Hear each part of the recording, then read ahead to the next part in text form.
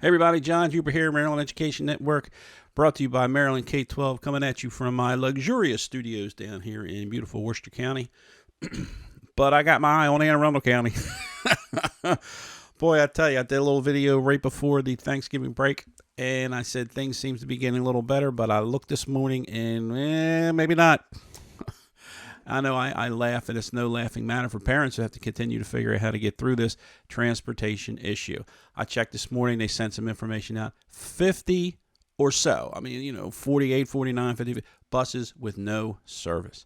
You figure you do a little bit of math, you're looking at least 30, 40 kids on a bus times 50.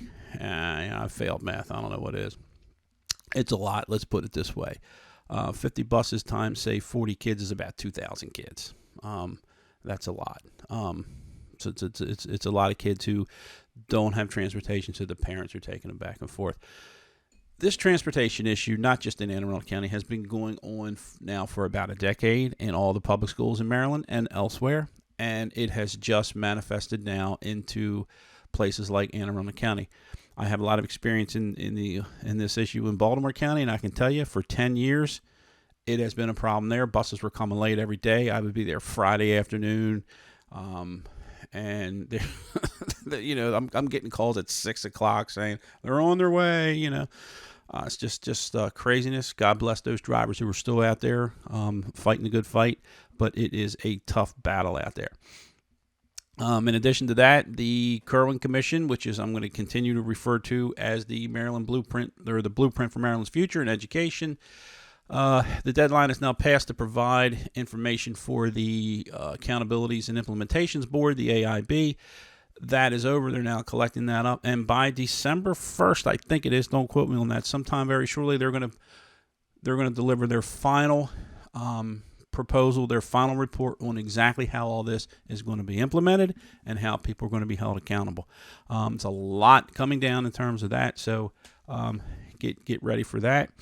Like I said before, there's a few cases out in Baltimore County, or there's one case in particular in Baltimore County going on where there's a lady who is trying to have her child transferred due to safety concerns. I'm going to try and dig into that a little bit, but something tells me there's a little more going on than what than what meets the eye. On a state level, there's a whole lot of nothing right now other than waiting for that Accountabilities Implementation Board. Also, as I mentioned, testing. Remember testing from spring of 2022 that we still have not seen all the results for yet? Well, we probably won't until after the first of the year. We'll get a little trickle of information about how they did on math, ELA, that sort of stuff. And they're going to come out and they're going to say that they're reevaluating the standards. I'll have a little bit more to say on that. Anyway, those are the topics right now going on. Anne Arundel County just can't seem to get out of its own way. Going back to Anne Arundel County real quickly, one of the issues, as you heard last week or a week or two ago, I think it was, they said they've gotten approval to start hiring these smaller vans to transport kids to what are called nonprofits, and also to like some special education facilities, magnet programs, and that sort of thing, and that will therefore free up drivers to drive, the big yellow cheese wagon buses to take more kids to the regular, to the standard normal schools. I don't want to offend anybody, whatever you call them, just the schools. And that may help a little bit, but this is a major problem, and it's been going for a long time. And there's two main reasons, in my opinion, that it's being driven, or that it continues to be a problem. Two main problems. One is the pay. They all vary a little bit, but they make a little bit more than minimum wage, maybe, $15, $18 an hour, something like that. And every now and again they say, we had this big increase, and, they added $1 an hour. Woohoo.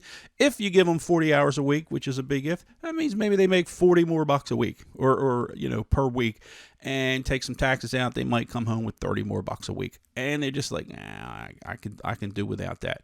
The other issue, probably more important, is student behavior on the buses.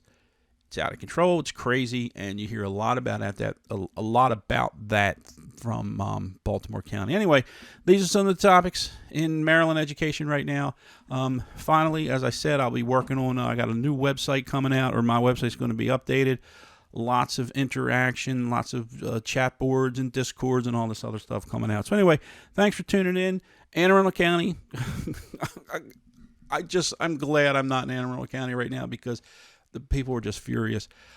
Elsewhere out in the state, things seem to be at least okay for now. But we'll wait and see what happens when this AIB board releases its full official report. So anyway, thanks. Have a great day.